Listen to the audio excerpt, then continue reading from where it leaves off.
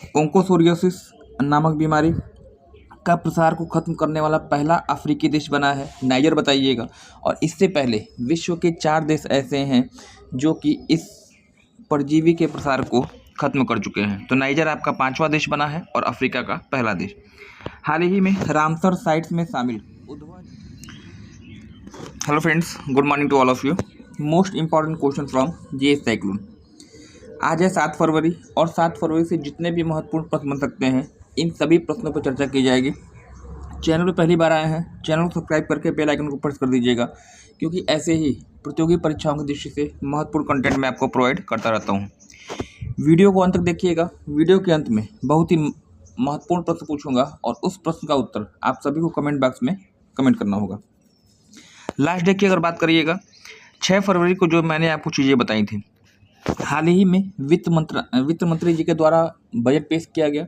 और यह बजट, इस बजट की थीम क्या थी, तो सबका विकास याद रखिएगा।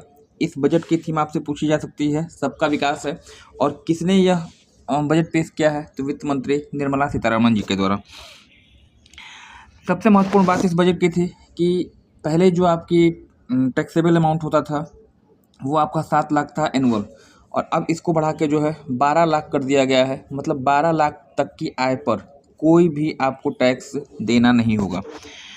ओंकोसोरियोसिस नामक बीमारी का प्रसार को खत्म करने वाला पहला अफ्रीकी देश बना है नाइजर, बताइएगा।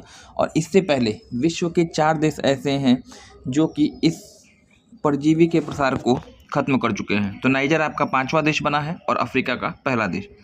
हाल ही में रामसर साइट्स में शामिल उधवा झील किस राज्य में स्थित है, झारखंड, बताइएगा। वहीं अगर बात करिए बीसीसीआई के द्वारा किस क्रिकेट खिलाड़ी को लाइफ टाइम अचीवमेंट अवार्ड से सम्मानित किया गया, तो सचिन तेंदुलकर इसका उत्तर होगा।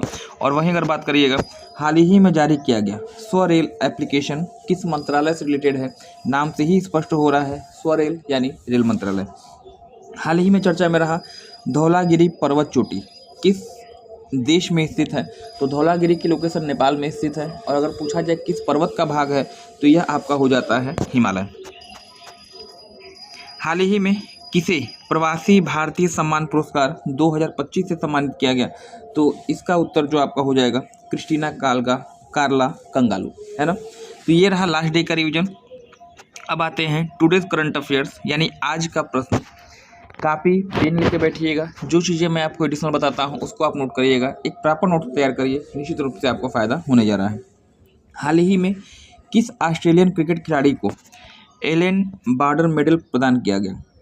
एलन बार्डर जो कि ऑस्ट्रेलिया के सर्वकालिक महान क्रिकेटर रहे हैं, और इनके सम्मान में एलन बार्डर मेडल प्रदान किया जाता है। किसे दिया गया है, एरन फिंच, ट्रेविस हेड, या फिर साइमन कॉटेज, या फिर मिशेल स्टार्क, है ना। तो यह पुरस्कार ये हैं आपके Travis Head. Option number B यहाँ पे आपका होगा राइट। ट्रेविस हेड को हाल ही में एलन बार्डर सम्मान प्रदान किया गया है। और ट्रेविस हेड जो है भारत के लिए हेडेक बन चुके हैं, चाहे टेस्ट क्रिकेट हो, चाहे वनडे हो, और चाहे आपका T20 हो। हर जगह भारत के खिलाफ खड़े हो जाते हैं और भारत से काफ़ी हद तक जीत को दूर लेके चले जाते हैं। तो ऑप्शन नंबर यहाँ पे हो जाएगा राइट, बी। नेक्स्ट जो अगला प्रश्न आपका है यहाँ पे, अभी हाल ही में किस देश के द्वारा अंडर 19 महिला विश्व कप 2025 जीता गया। अंडर 19 महिला विश्व कप 2025 किस देश ने जीता है, ऑस्ट्रेलिया, भारत, साउथ अफ्रीका, या फिर न्यूजीलैंड। तो याद रखिएगा जनवरी फरवरी में जो है मलेशिया के कुआलालंपुर में आयोजन किया गया था इस प्रतियोगिता का, और भारत ने साउथ अफ्रीका को हरा के जो है यह महिला विश्व कप जीता है। तो ऑप्शन नंबर भी यहाँ पे हो जाएगा राइट। इस प्रतियोगिता के संबंध में कुछ महत्वपूर्ण चीज़ें मैं आपको बता दूं की पॉइंट के रूप में। जनवरी 2025 में अंडर 19 महिला विश्व कप का आयोजन मलेशिया की राजधानी कुआलालंपुर में किया गया। इस विश्व कप के फाइनल में भारत ने साउथ अफ्रीका को हराकर यह खिताब जीता है। भारत की त्रिशा गंगोडी को प्लेयर ऑफ द मैच और player of the tournament announce किया गया है। तो ये भी आपके लिए इम्पोर्टेंट होगा। त्रिशा गंगोडी जो कि वुमेन ऑफ द मैच और women of the tournament announce की गई हैं। नेक्स्ट जो अगला प्रश्न आपका है, अभी हाल ही में किसे ग्रैमी पुरस्कार 2025 से सम्मानित किया गया? ग्रैमी अवार्ड 2025 से सम्मानित किसे किया गया है? चंद्रिका टंडन, अशोक खरे, विपिन सारस्वत या फिर रजनी कोठारी। तो याद रखिएगा, ग्रैमी पुरस्कार 2025 किसे दिया गया है? तो ये है आपकी चंद्रिका टंडन जी, और इन्हें इसकी एक संकलन है त्रिवेणी के लिए जो ये पुरस्कार प्रदान किया गया है। इस प्रश्न संबंधित महत्वपूर्ण फैक्ट मैं आपको यहाँ बताता हूँ। देखिए, चंद्रिका टंडन को यह पुरस्कार उनके एल्बम त्रिवेणी के लिए प्रदान किया गया है। त्रिवेणी 3 कलाकारों टंडन, केलरमैन और मोत्सुमातो का सहयोग है, जो विविध संस्कृतियों का प्रतिनिधित्व करते हैं। तो 2 प्रश्न आपका बन सकता है, ग्रैमी अवार्ड किसको दिया गया? तो आपका उत्तर हो जाएगा चंद्रिका टंडन, और किस एल्बम के लिए दिया गया है? तो त्रिवेणी आपका राइट आंसर होने जा रहा। नेक्स्ट जो अगला प्रश्न है, वेटलैंड डे, वेटलैंड दिवस से प्रश्न आपका बनना है। अभी हाल ही में जो है यह दिवस मनाया गया था 2 फरवरी को। वेटलैंड दिवस 2025 की थीम क्या है, ये आपसे पूछा गया। हमारे सामान्य भविष्य के लिए वेटलैंड की रक्षा करना, सबके साथ सबका विकास, वेटलैंड हमारा भविष्य, या फिर इनमें से कोई नहीं। तो याद रखिएगा, 2 फरवरी को यह दिवस मनाया गया, और इस वर्ष मनाए गए दिवस की जो थीम है, ऑप्शन नंबर ए यहाँ पे हो जाएगा राइट। हमारे सामान्य भविष्य के लिए वेटलैंड की रक्षा करना, ऑप्शन नंबर हो जाएगा ए राइट, है ना। नेक्स्ट कुछ चीज़ें हैं यहाँ से मैं आपको बता देता हूँ जहाँ से प्रश्न बनने की संभावना पूरी रहेगी। प्रत्येक वर्ष 2 फरवरी को विश्व वेटलैंड डे रामसर कन्वेंशन की स्मृति मनाया जाता है। इस वर्ष की थीम हमारे सामान्य भविष्य के लिए वेटलैंड की रक्षा करना है।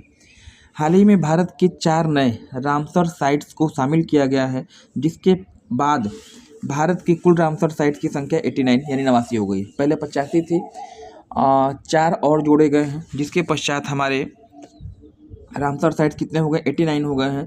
इन 4 नए रामसर स्थलों में 2 आपके तमिलनाडु में पड़ते हैं, एक आपका सिक्किम में है और एक झारखंड में है।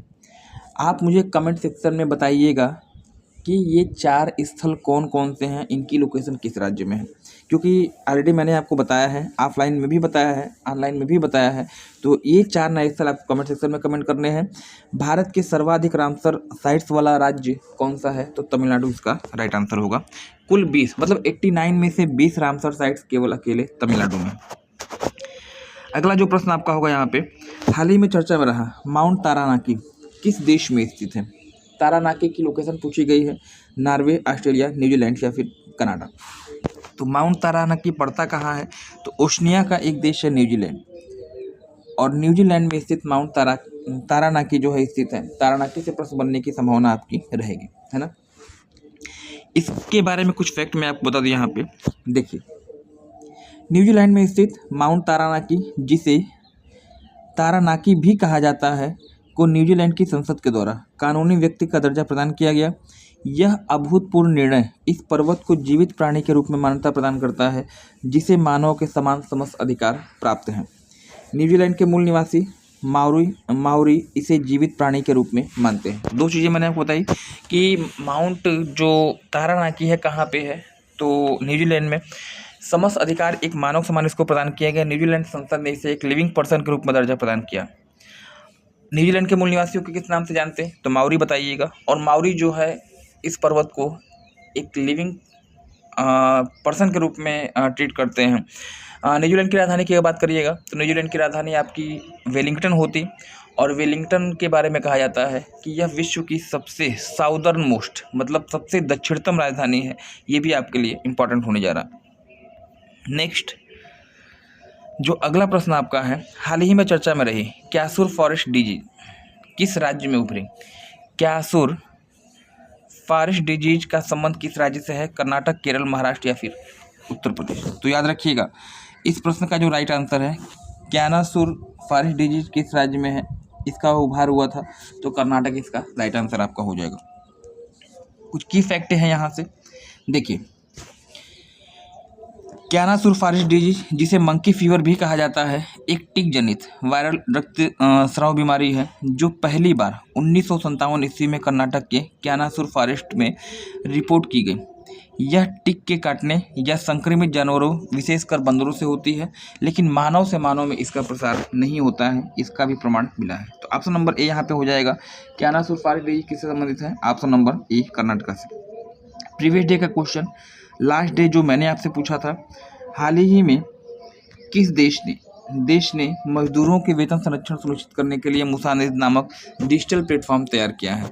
तो मुसानेज एक डिजिटल प्लेटफॉर्म है जिसका उद्देश्य क्या है बताइएगा, मजदूरों के वेतन का संरक्षण करना, सुनिश्चित करना। और किस देश ने किया है ऐसा, तो ऑप्शन नंबर ए हो जाएगा सऊदी अरब। सऊदी अरब वह देश जहां पर मुसानेज नामक डिजिटल प्लेटफॉर्म के तैयार किया गया। नेक्स्ट आज का प्रश्न आपके लिए, इस प्रश्न का उत्तर आप मुझे कमेंट सेक्शन में कमेंट करिएगा। हाल ही में चर्चा में रहे चोंगबा महोत्सव का संबंध किस राज्य से है? चोंगबा महोत्सव किस राज्य में मनाया गया? मणिपुर, नागालैंड, असम या फिर त्रिपुरा? इस प्रश्न का उत्तर कमेंट सेक्शन में कमेंट करिएगा। चैनल पर पहली बार आए हैं, चैनल सब्सक्राइब करके बेल आइकन को प्रेस कर दीजिएगा। इस वीडियो को अधिक से शेयर करिए ताकि यह वीडियो उस अभ्यर्थी तक पहुंच सके जिसे वास्तव में इसकी ज़रूरत है। तो आज के लिए फिलहाल इतना ही, मिलते हैं नेक्स्ट क्लास में। धन्यवाद, थैंक्स फॉर ज्वाइनिंग मी।